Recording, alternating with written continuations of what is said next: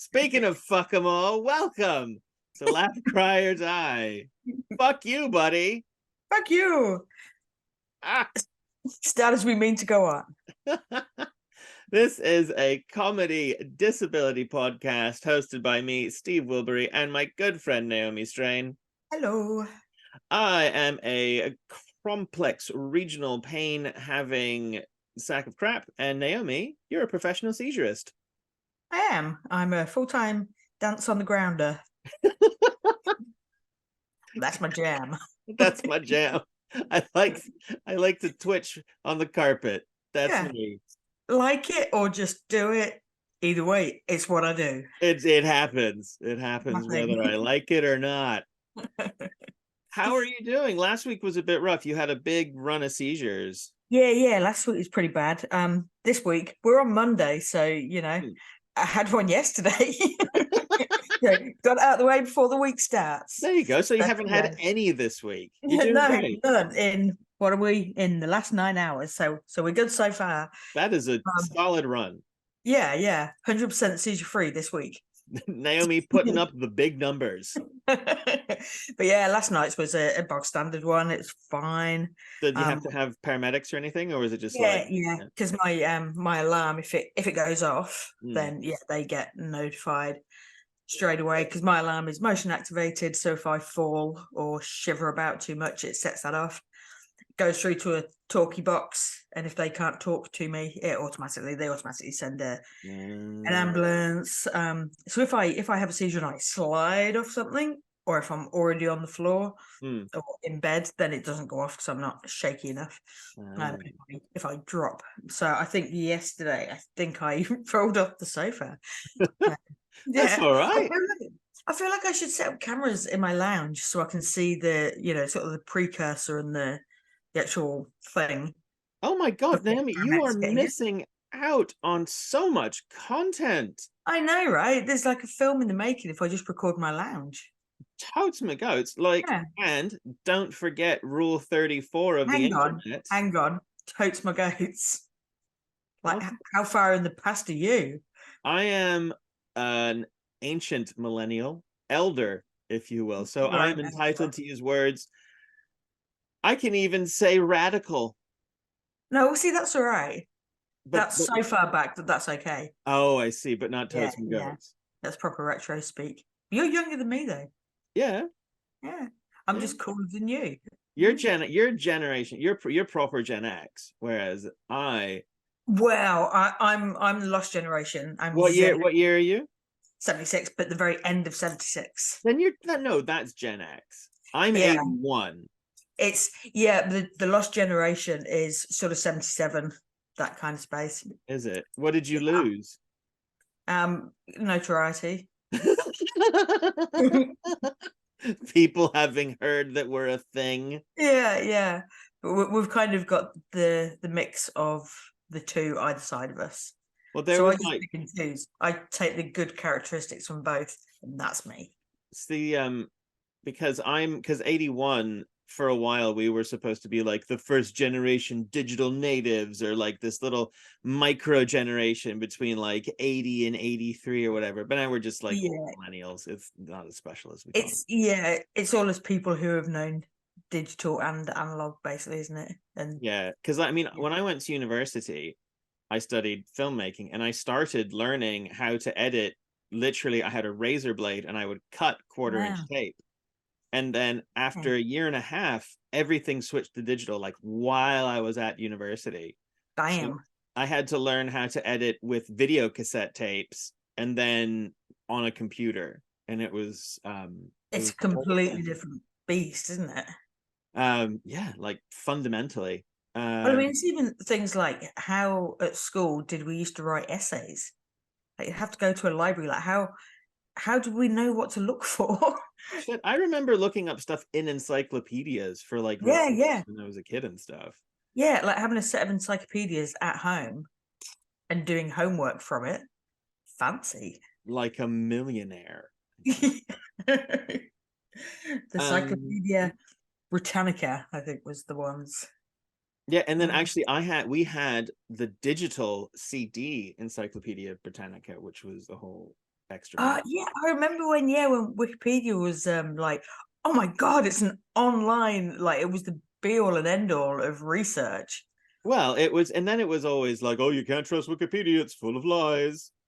We all still get all of our knowledge from Wikipedia. Well, what the Yeah. best way to use Wikipedia is to go through and then like the citations in the article, then you can go back and read like the paper that the thing was about. That is far too responsible. I prefer to blindly listen to what the internet tells me. Have you heard about the Great Replacement? No, that's a bit too close to the bone. Laugh Cry Die is not sponsored by white supremacy. Wink, wink. No, no, Naomi, we're not Talk with Link. We're serious. Dear God, do you want to get us canceled? We haven't even launched yet. We're not racists, and yeah, we're not. No, right. I think we just stop that there before I start digging. Yeah, you're just gonna dig a hole. Let's just move. We're nice people. We're nice people. So that's wink, wink. That's what a white supremacist would say. I'm just gonna say wink, wink after anything. After anything, it changes the whole. Yeah. It does. It gives it a whole different vibe. It does, doesn't it? Or maybe to save the podcast, I'll just actually wink at you through this. But and our listeners, our trove of listeners, won't be aware.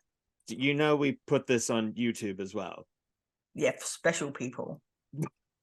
They can see. Yeah. Anyways, let's stop digging a hole about racism. I'll tell you about my week. I went to see a osteopath about my fucked shoulder, and she popped a lot of stuff back into place. But still quite sore. And then my J pouch fucked up, so it's still been a bit of a bitch. What is? So it's my artificial intestine.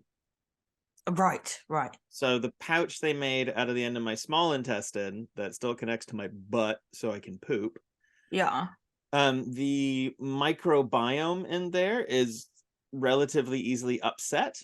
So I have to drink like apple cider vinegar and kefir yogurt and stuff to keep it happy.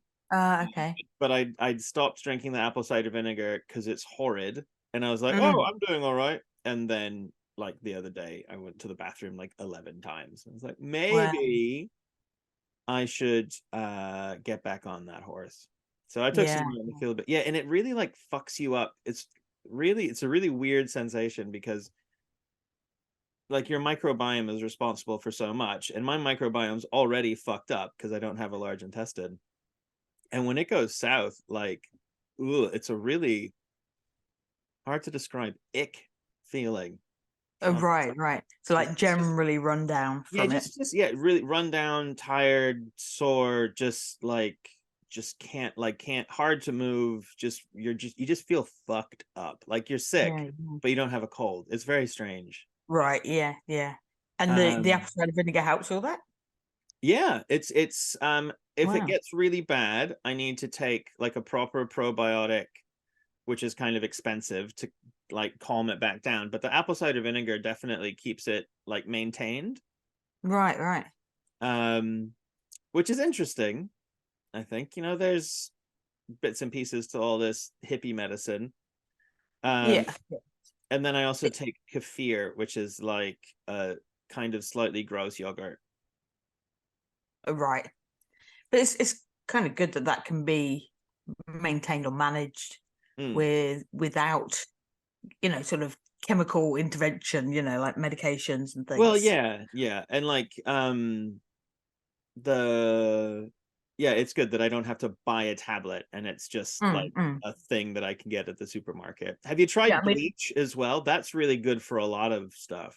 Injecting it directly? No, just a shot, like a chaser with dinner. It helps digestion. Yeah, I think that's good advice to put out there. Good advice to put out there, I think. I'm helpful. Yeah, most people should start their day with a shot of bleach. No. Wink, we're not here to give medical advice. Yeah, wink, wink. That's a great wink. That's like trick people into drinking bleach.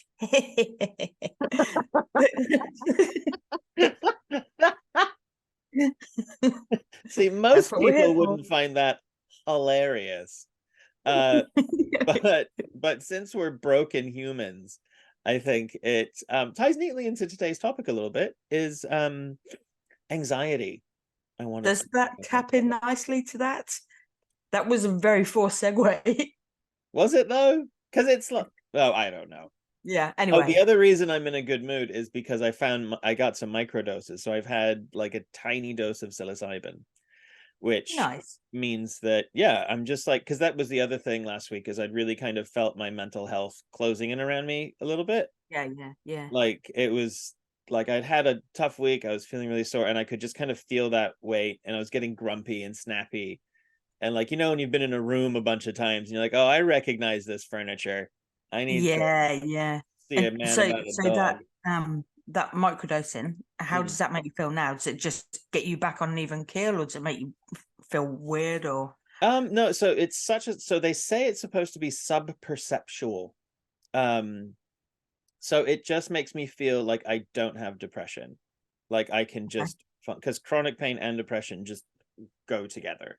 Yeah, for sure. Like the exact mechanisms and whys and wherefores, but people who have chronic pain get depression for all sorts of good reasons, and also just because, possibly maybe because of just the neurophysiology of it all, and It all ties in together. it's all kind of chicken and egg situation. Yeah.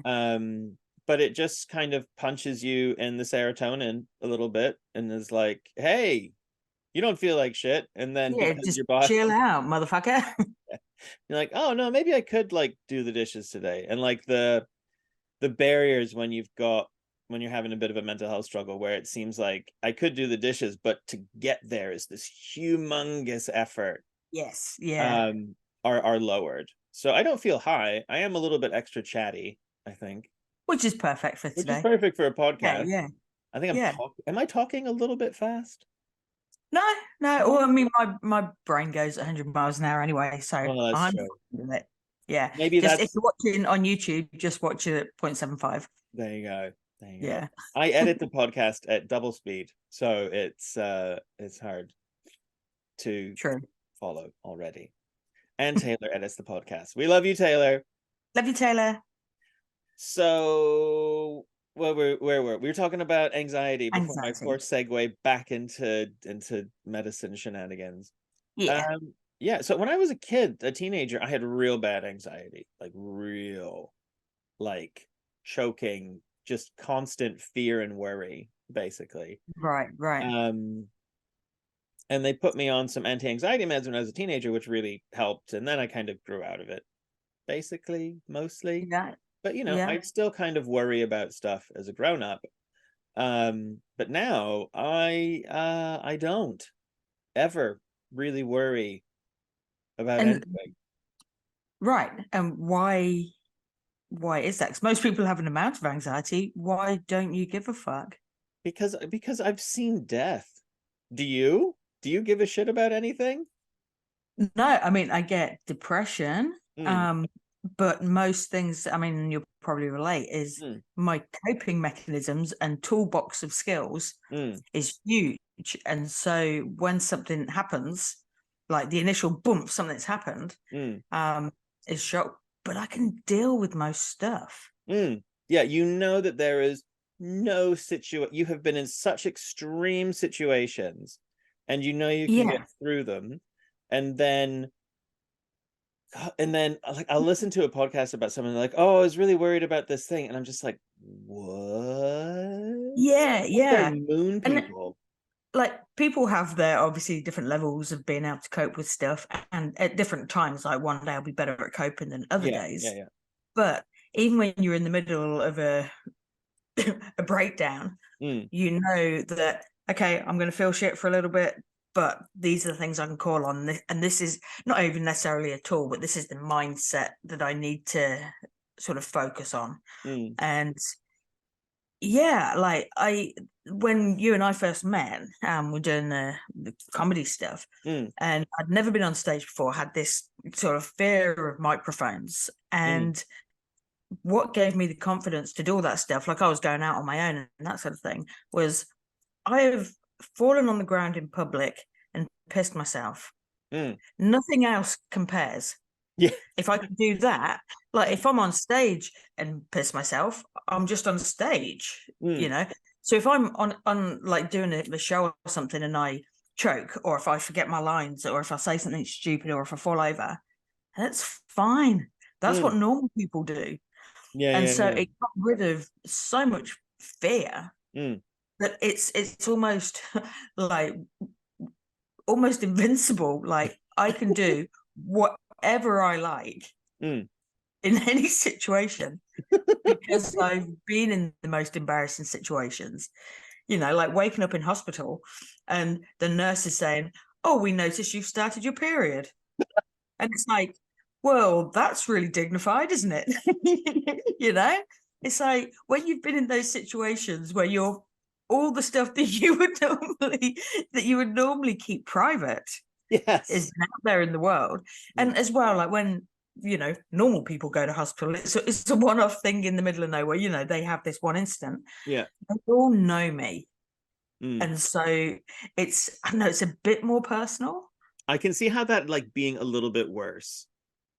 Yes, yeah. Like with the paramedics, like I know pretty much all of them, and you know, which isn't awesome. Lovely, you know, people and everything, but I wish I didn't know them Have you like that. considered getting a live-in paramedic? Yeah, but then they'd be here all the time. But like locked them in a room. I'm thinking true. I think I'm actually thinking of a robot. Yeah, a paramedic robot. Yeah. Yeah, I'm thinking I of a mean, seizure bot. or back to that live feed in my house. I had the cameras and have a live feed, so if my alarm goes off, they can just look at it and go, "Oh yeah, she's not injured." You know, now so this is something. So speaking about getting all of your business out there, I forgot to mention this before when we were talking about the cameras and Rule 34 of the internet, which states that if a thing exists, like porn will be of it, and there will be people who want to pay for it. So there will be people who get off on you having seizures, and you can set up an OnlyFans. Monetize myself. Only spaz. Yeah. Well, I mean, there's me, and you could be on there. Yeah. And if you're listening to this right now and you think you qualify, you can join my Only Spaz site, and I will only take a percentage cut of your income. There you go. See, that's where the money is. It's all about the hosting. Yeah. All of this podcast has just been a lead up to my marketing campaign. Of getting my Only Spaz off the ground. Literally off the ground. Hey! Or on whatever you want, big boy. It was your raised eyebrow when you said that sold it. I like it. Yeah. Anyway. Back to what we're actually talking about. Saying like with the paramedic, because the paramedics know me so well, I generally don't wear my alarm in the shower because I'm fine with nudity. Nudity's fine. I don't want them finding me in the shower naked because they see me all the time. So yeah, having that constant connection is it's kind of frustrating. But I mean, they've seen me in all sorts of situations. So would you say that you have anxiety around the paramedics and them being too close to you? I wouldn't say anxiety about that. It does affect like I fully appreciate them. They're all fully lovely people. But except for Jeremy, he's a cunt. Jeremy, God. If somebody joins St. John in the meantime called Jeremy, they're gonna be, oh, what did I do? I've only been here a day. He already hates me. But it affects like my, I don't know, kind of not safety in a way, but it makes me not want to wear my alarm because I can't handle, like after last week being really bad, I took my alarm off for about 4 days because I just couldn't handle. It's like it's weighing up. If I injure myself, that's fine. I just can't handle another visit. Yeah. And it's the chip on my shoulder about the judgment, because I mean they're generally fine. Obviously there's going to be a judgment, and I don't know what they talk about in the staff room, and they probably slate me, and that's kind of tough shit, and I have to just accept that. But sometimes it gets too much for me to be able to get over myself and just keep my alarm on, and gives everybody a break. And I mean, to be honest, like most of the time from a seizure, most of the time I'm not going to die. And so that what they're turning up for is just to make sure I'm not dying and then intervene if I am, which, you know, occasionally I have stopped breathing or whatever. And so it's for those ones. And so I Hold on, did. I need to roll you back for a hot second, because the sentence, occasionally I have stopped breathing or whatever, that's not a thing people say. And you know what I've just noticed looking at this podcast? That we have the same one dimple, but yours is on the other side. Yeah. Look at that. Yeah. Aw. See, that's a reason to sign up for the video version, because then you can see our single dimple twinsies. Yeah. Our beautiful, beautiful faces. You know what I've had? The nice thing about having one dimple is it gives you an extra expression, because you can just go. Yeah, see, I tend to do that half smile on the other side. You need to do it on your dimple side. It's like an exclamation point for your face. I kind of can. Yeah. There you go. Now I look like a proper spaz. Now trying to put that face. Oh, you do look proper spaz. I love it. Get that on the only side. Have you if you're listening and you want to look spaz in a Zoom call, just really look down towards the floor, then lean forward and then screw up your face.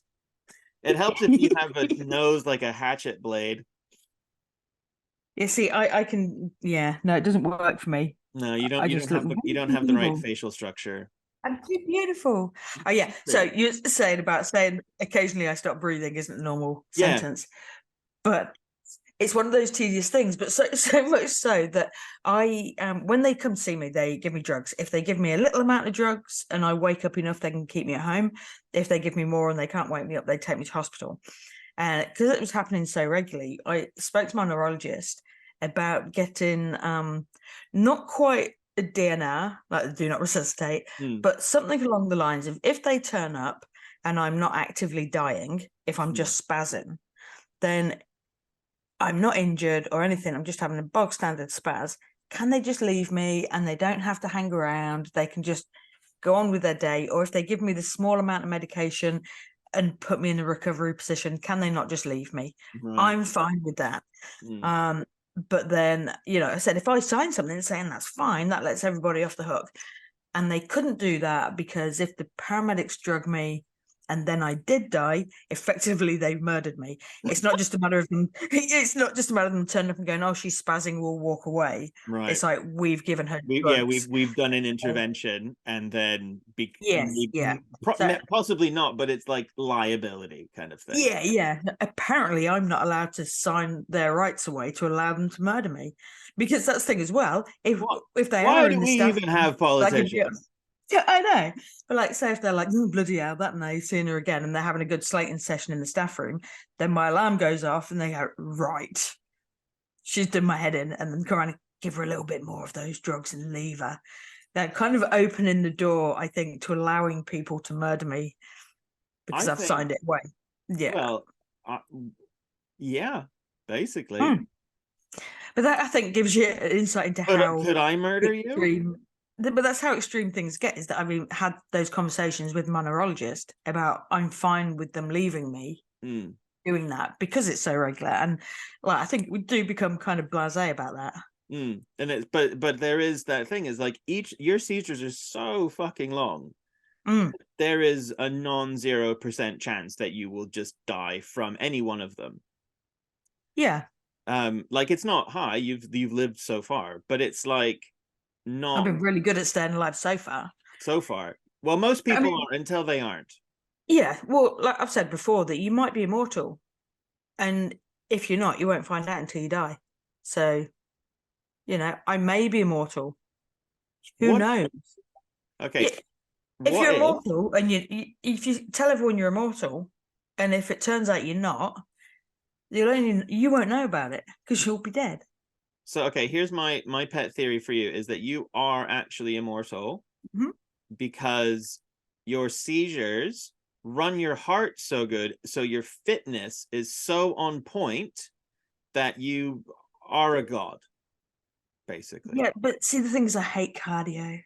Yeah, but you Cardio get it sucks. anyway. You get so much cardio from your seizures. Oh, that's the bonus. I kind of get invisible exercise, so I don't have to be aware of it. I Yeah, just get it's it. like having a night person from Rick and Morty. You're just like unconscious, your heart rate's 210 for an hour, and then you're like, boom, a cardio done. Yeah, morning. I mean, see, but like say with like I generally I don't die. But I have like not long back they had to put me in a coma. I was on life support. Mm. And so that one I wasn't breathing. And had they not intervened, then it could have died from that one. Mm. So That you would know, have died. Would have died. yeah. And do you know actually on that, it was like I don't know, 2 weeks later, when I came around the hospital and the doctor was there and he said, like as I woke up, he went, nearly had to do it again. And I was like, Mm. what? And he said that when I got in, it wasn't breathing. So they had me, the nurses basically were breathing for me. Like doing And CPR. no, they had the pads on me because I kept stopping. They're ready to in case I needed to be shocked. Right. And so they had tubes basically. I don't know the technical stuff, but they had tubes on Intubation me when they go basically. down your throat. That's Yeah, intubation. yeah. Well, see, it wasn't full intubation at that point. So what? When they put you in the coma, they give you a drug that I can't remember its name, but it's but I won't even say it begins with R, and it's basically a drug that fully paralyzes everything, so they can put the tube down into your lung, and you Oh, don't right. Yeah, there's respond no to it. gag reflex, there's no nothing. You're just Yeah. So bumping. that's the full paralysis drug that when they're putting you into the induced coma, that's the one they give you. But when they give you that, because they're eventually stopping all your functions, they have to have ICU ready for you to go straight in, so the intensive care unit. So he was wanting to do that. He wanted to inject me, get me ventilated, but there was no ICU bed available. And so he was hanging fire, hoping a bed would become available. And the nurses breathed for me for 45 minutes because a lot of the stopping breathing was the drugs that I was given to stop the seizure. Right. So they were just having to carry on breathing for me, hoping that they could get me up to ICU. And they breathed for me for so long that the drugs wore off and I started breathing, which is brilliant. They just manually did it. And it's like, yeah, that took up Crazy. a shitload of resources, but by them doing that for me, it kept me out of a coma basically, which is that's pretty cool. That's Cheers, nurse. nice. Is it Thanks so for doing that. when you was it a long recovery when you had your induced coma? Does it fuck you up hard? Yes, but again, our way of we just sort of blindly blast through stuff. Yeah, yeah. So I woke up in hospital and I couldn't really talk very well, and I had cuts on my face. I've still got a scar on my face there. Oh yeah, you are hideous. And I don't know if you can see it on the camera, but I got a No, I scar here. don't. Ugh. Yeah, like the elephant man. Don't look at it. Yeah, so I had a big cut on my arm, cut on my face. Couldn't really talk very well and was pretty confused. And so the doctor came in and he was like, "Yeah, you stopped breathing and been on a ventilator." And I was like, "Oh, I've been on a ventilator." Oh, and he said, "Yeah, so you're in the coma for a couple of days." And I was like, "Excuse me, what?" And well, I think the actual coma itself was less than 24 hours, but I wasn't conscious and fully able to do things for myself for a couple of days. And so I was like, oh, okay, well that's weird that, I was in a coma. Anyway, I'll just get my trainers on and I'll be off. And he just burst out laughing. He was like, no, you won't. And I was like, oh, but and he said, you weren't breathing. Like, what don't you understand? Like, you've been in a motherfucking coma. You need to kind of learn how to breathe easily again. Because I was like, it was really tight. But my friend came and picked me up and I came home. I actually, when I was released from hospital, I did start to walk home. And she texted me and went, "What are you doing?" And I was like, "I'm walking home." And she basically went, "You fucking idiot, stay exactly where you are." And she came and got me, brought me home. And when I got in, I'd ordered this shelving unit and it had arrived. And she said, "Promise me you won't do that." And I was like, I promise I'll try not to do that. As you get out close. And so it's a couple of hours later, and I thought, oh, I'll just have a look and see. And I built the shelving unit, and it's really good, and it's like steady and everything. Oh, well, But yeah. I think it's kind of a instinctive way is to just, I can do the stuff, I'll be fine. Well, I think, yeah, that was like my thing for a long time was if I'm doing something, then I'm okay. If I'm active and I'm doing the thing, then I can't be sick because I'm functional and I'm doing this stuff. Yes, yeah. But And for my deal, basically, that was just that pushing past is actually just starts to reinforce the pain cycle. So the thing that I thought was me coping was actually me making myself sicker. yes, yeah. See, that's the thing, yeah, after seizure, I should sit back and relax and recuperate and Let your all nervous that kind of system stuff. calm But down and just be chill. yeah, but like I can't, because say if I had plans for today and then have a seizure, then all those things that I was supposed to do today still have to happen Mm. on top of tomorrow's things. And so you're doing twice as much. And there's only so long you can just sit and not do anything.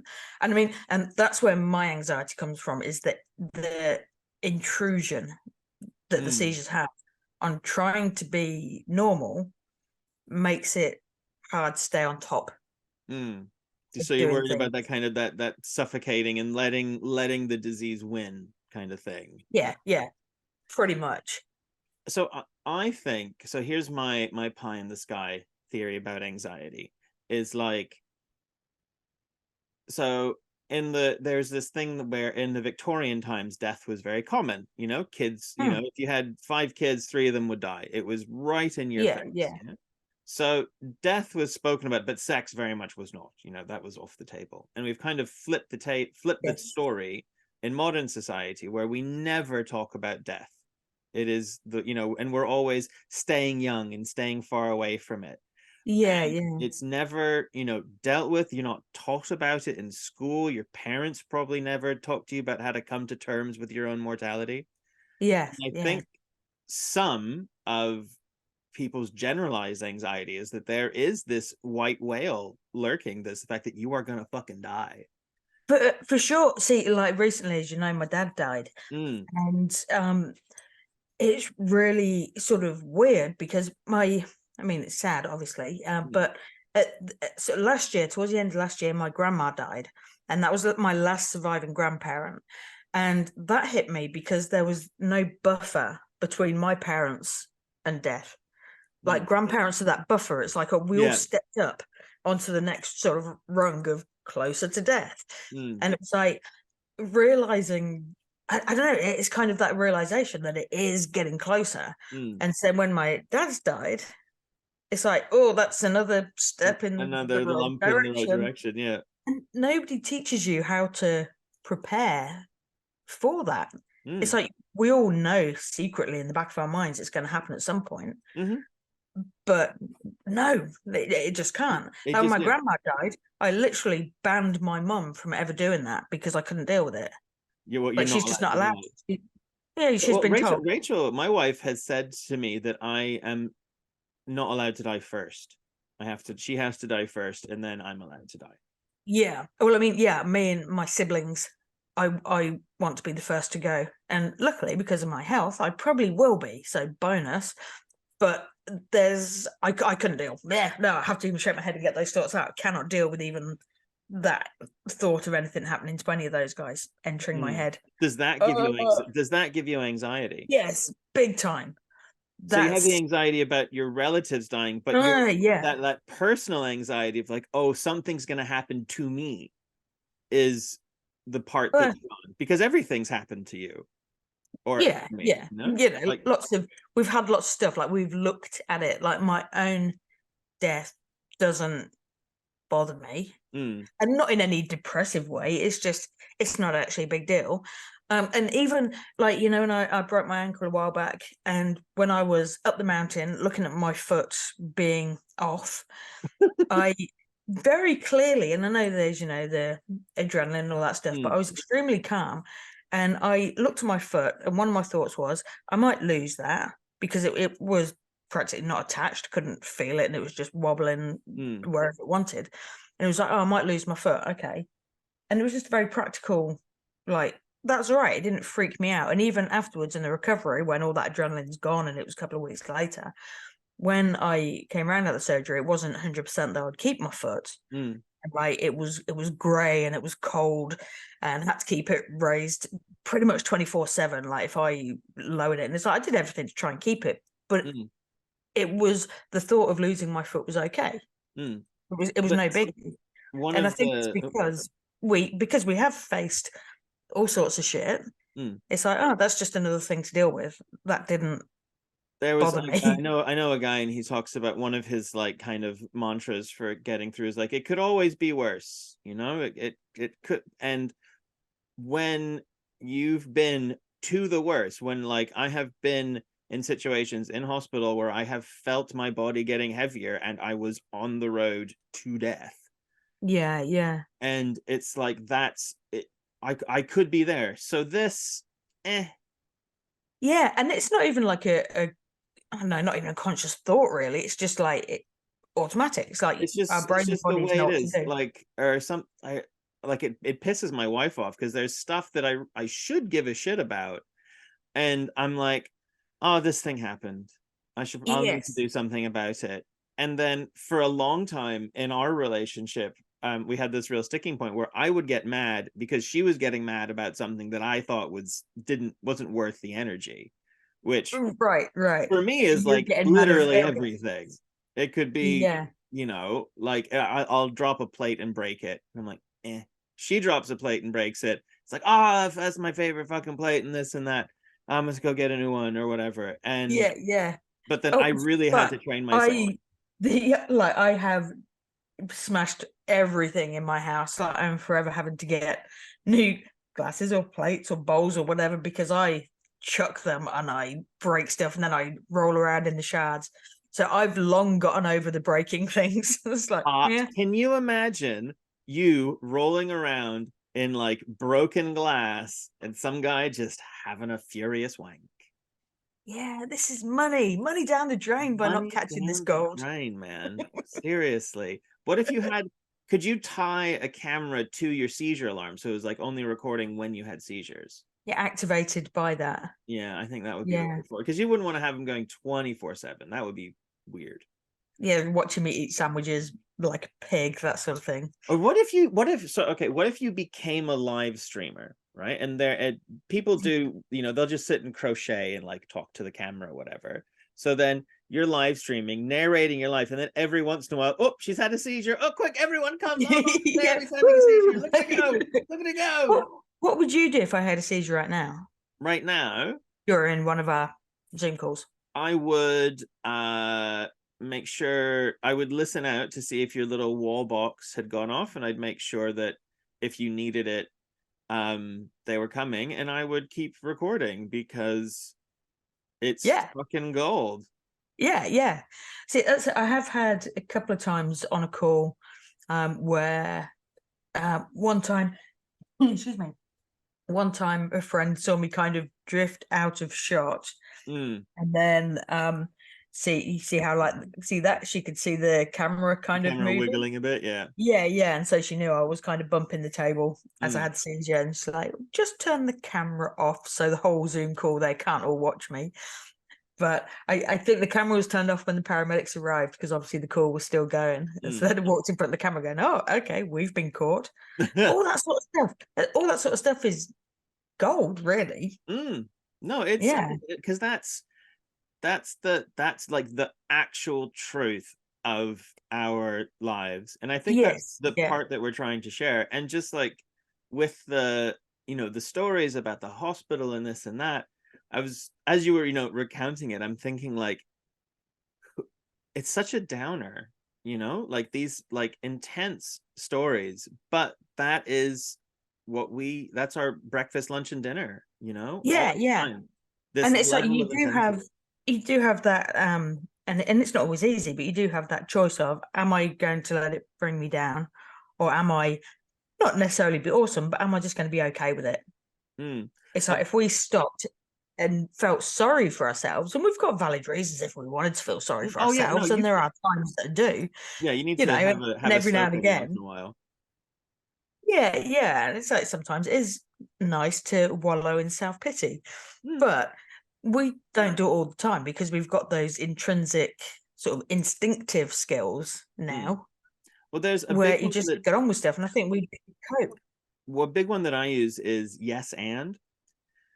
So it's like it's an improv thing. So like if you're doing improv, and someone's Yeah, like, yeah, "Oh, here's a sandwich," you say, "Yes, it's a sandwich," and then you add something to it. So, oh, it's got yeah, mayo, yeah, fucking whatever. But it is also useful in life because, like, yes, I've had a seizure and now I need to do something. It's like it's totally, that like totally. yes acceptance, and I think a lot of anxiety is not wanting things to be the way that they are, and Yeah, like the things that you can't change. yeah, things you can't change or things you don't have control over. And when Yes, yeah, you know that our control is so tenuous to begin with, because I could, wake up and be shitting blood tomorrow, or you could yeah, be yeah, in a coma. And so there's so little to lose, comparatively speaking, that we're yes, just yeah. And like, and stressing and worrying about those things isn't going to change them mm, in any 100%. capacity. The things that, we can change is the research in how, and what medication we take, or your apple cider vinegar and all that kind of stuff. We can control the things we do around the thing, but Mm, we can't change the actual thing itself. yeah.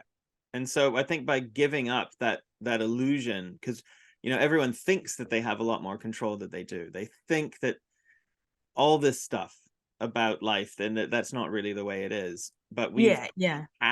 we've had our faces rubbed in the dirt so hard that you're like, okay, the dirt is here. And then when Yeah, other people yeah. get tripped and fall, they're like, oh my gosh, I'm on the ground. And we're like, oh, Here it cool, is, welcome. my old friend, the ground. Good old So I must grounding the have the ground. cleaning. I've probably got the cleanest skirting boards because I see them closer than most people. I wake up and go, "Oh yeah, I need to dust the skirting." I love that that's the first thought. I was like, oh, not am I okay? Not an injury check. Just, oh, that's quite filthy on the ground. Yeah, let's do some tidying. Morning. But that, like we say about things that you can change, I think it took a while to get to that point of realizing that I can't change stuff, because there was and occasionally now an amount of blame, like, did I do something that caused this? Yeah, Is yeah. it my fault? And yeah, getting the bends while diving, that's basically the crux of what's caused everything. So it was a cerebral and neurological mistreated bend, and but yeah, basically that's what caused it. So I did cause it myself, but through an accident. So it's So not. was it because you messed up your decompression table? It was a really undeserved bend. It wasn't a particularly technical dive. It wasn't. It was a deep enough dive. It was a long enough dive, and it was a fast descent, but not a ridiculously fast descent. Right. But it was fast, and I surfaced and was just exhausted. It wasn't one where I got to surface and went, "Oh, immediately I've got bends." It was like, "Oh, I'm so tired." So I went home and actually slept. And my buddy, he went back to his house and called me a couple of hours later, and I wasn't making too much sense at that point. And he said, call it's down the Divers Alert Network, and they kind of do a over the phone diagnosis. And they asked me a few questions and stuff, and they went, "Yeah, you're bent." And so Yay! Sorry. yeah. But like, I remember pressing 7 on the phone and being unable to understand why I couldn't hear my dad's voice in the room, because I forgot how things work. Wow, that's wild. So they said, "Yep, you need to get to the recompression chamber immediately." And so my buddy drove over, took me up to the chamber, and it was, a few hours drive up there. And they were giving me the directions on the phone, and I was relaying them, and they were absolute nonsense. And so we ended up getting them. They called the police, and we got a police escort to the chamber. And I got there, and I was like, one of the signs of it at this point, I was in a lot of pain. I wasn't making sense, so that was the cerebral, and my I was starting to get real intense pain, particularly in my knees, and that's why it's called the bends, is because where the pain is in your joints and it makes you curl up. Yeah, and so, but one of the things is also a complete denial that there's anything wrong. And so when I got there, I was like, I'm sorry to make a fuss. I don't know why everyone's being so problematic about this. And he said, all right, get on the bed so I can do an examination. And I couldn't. I was like, oh, this is rather tricky. And so onto the bed. How very English. So, I know, I do apologize. And he said, push your foot against my hand. And I was like, okay, well, put your hand there. And it was, I just couldn't feel my leg anymore. And so they put me in the chamber, and I was they put you like on oxygen for an amount of time, and then you have air breaks because oxygen toxic.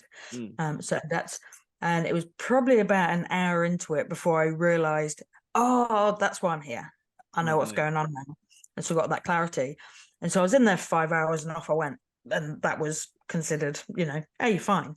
But I didn't get signed by my dive doctor back to dive for over 6 months. And apparently with naval stuff, if somebody gets the bends, then get back. If they've got a bad bend or whatever, 3 months is kind of the, you should be all right to dive after that. But my dive doctor was, no, not for 6 months. But then that was apparently that bend should have been treated with a few more sessions for over a period of time. So over the next couple of weeks, I should have been having sessions in the chamber. So having that one session, and there's a whole political backstory to that all happening. Yeah. But had I at that point stopped diving completely, I probably would have been okay. But as soon as I was given the go ahead, I continued diving, doing the deep diving, doing the technical diving, etc. And I, through various bits of research with, proper dive doctors and research and that, is I tick all the boxes for developing seizures. Things like, did you dive to this depth? Did you dive in these conditions? Did you do this number of dives? Did you do these type of decompressions? And it's like, yeah. And so after the bend, I kind of am responsible for exacerbating things, and then the seizures becoming part of life. Yeah, but that's I think it's a bit of a stretch, because also you were failed by the system, by by the people who should have known better, who should have treated you properly. Yes. Had they done all of that stuff, and then when I was signed off, everything was good to go, then fine. That's good. But yeah, obviously I think there's always that blame that like somehow I'm not doing it right. I'm failing as a person because I've done something wrong.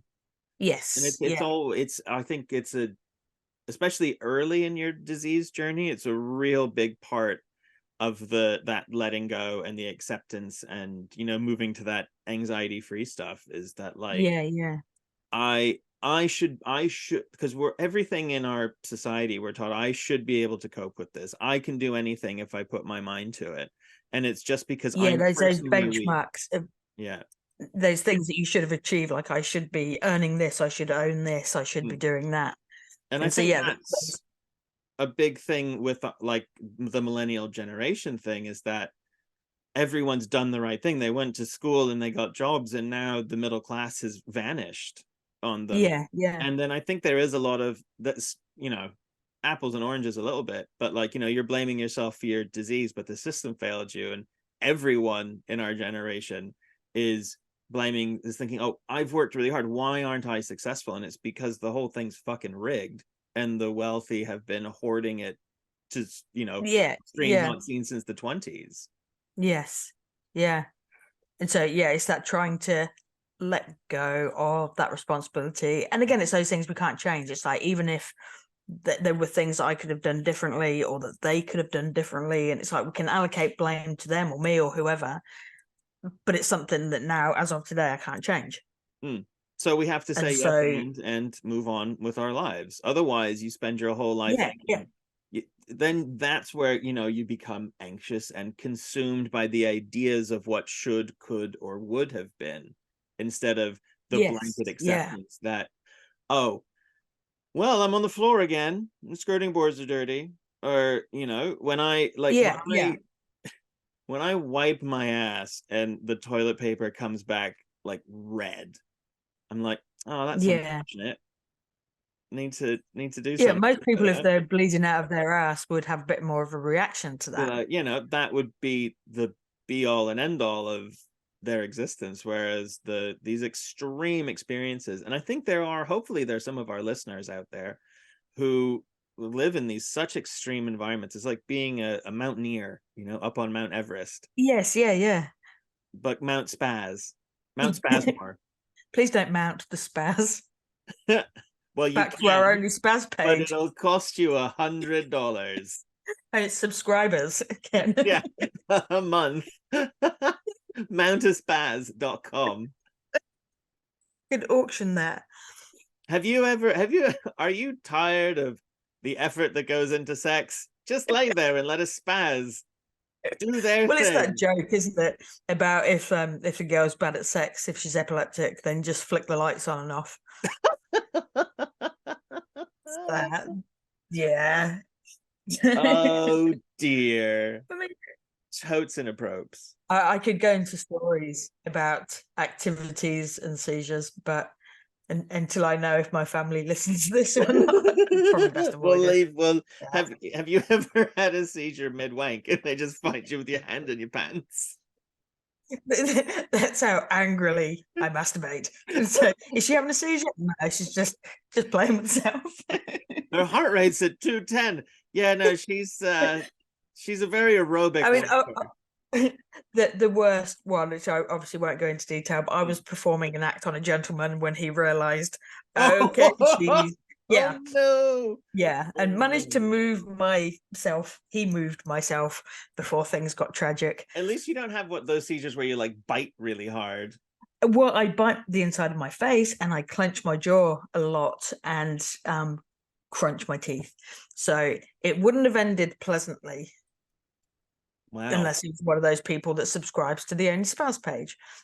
Well, maybe you know, people are into cock and ball torture, so I It's an bet. element of danger. She might bite my cock off.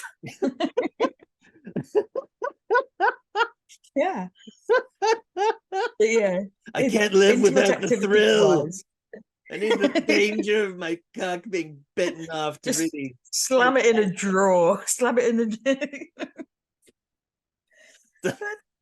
You know, completely separate spaz, and I saw a documentary about different extreme things that people do, and there was one guy who his thing was putting sandpaper on the inside of a toilet roll tube and using that to wank with. I know, right? That's like I was talking to someone who was kind of into that, and they did a thing where it was hot sauce hand jobs. Right. That's definitely one that they found out by accident. I don't know. Well, speaking of cocks, there's this amazing story that I think we'll end the podcast with this amazing thing that I learned. So I was the night that the show that I hurt my shoulder at, it was kind of a burlesque fetishy, you know, it was pretty extreme night. And me doing contact juggling. And there was a comic, and his whole set was basically wild stories from his times at gay clubs in America. Right. And he was in Louisiana, and he was walking past, and he heard someone say "cock shot," and he turned around and was like, "Excuse me, what?" Yeah, I'll just walk back and have a look. Yeah, and turns out it's where you put tequila in someone's foreskin and then you drink it out of it. Wow. Yeah. So make like a little cup.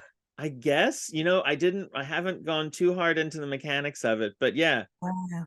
And I thought doing that out of a belly button was bad enough. But there's so many, like, wouldn't it like the sting on your dick hole? But there's so much going on to unpack there. It's a lot to deal with. Yeah. And see, now I've gone quiet because I'm now thinking about that too much. It's one of those things that you're like, well, I'll be. That's the thing. Yeah, I think I'll stick with the shot glass and the salt and lemon. I think that's probably for the best. What if they put the salt and lemon inside the foreskin as well. Yeah, Ooh. that's a niche. Did he see it, or did he just hear No, it? he did it. He did it. He Oh, did it. okay. He went in and apparently had several. Out of somebody else's or out of his own? I presume someone else's, because otherwise he'd have to be very flexible. Oh, but I mean, as in, did he deliver the shot? Oh, Deliver the money shot? I'll have to ask him next time I see him. I'll be like, so did you have tequila in Please your do. foreskin or what? Apparently, also in the same I'd bar, like you to report back. there was a like a normal, like the toilets where you just kind of, it's in a trough and you just kind of in a line, like a urinal Yeah, for yeah, guys, yeah. There was an yeah. engraved metal sign that said, "Please stop laying in the trough." Oh, that's obviously happened enough for them to need a sign. Indeed. And That's this great. place was called the Cockpit. Sounds delightful. Doesn't it? He Yeah, was talking as well. He was saying, like, about how, girls go to gay bars for their bridal parties and stuff. And he's like, if yeah, it sounds like a cologne, if it's like, aqua or, jet, then it's like, you can go there. If it's like a 2-syllable thing, like the pump house or the grind hole, that's not yes. that's not Yeah, for you. it's not for you.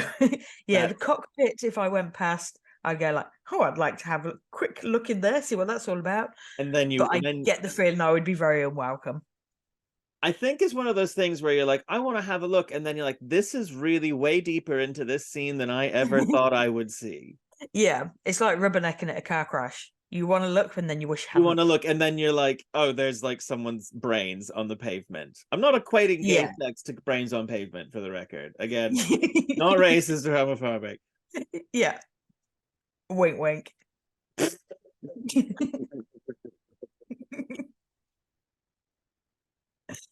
And with that excellent callback, we have come to the end of our podcast, without which we wouldn't have anything to do on Monday mornings for about an hour. So cool. Thank you guys so much for Yeah, thank listening. you for giving us purpose. Yeah, without this, we're nothing. Nothing. We'll see you Nothing. all next time. Ciao, ciao. Bye bye.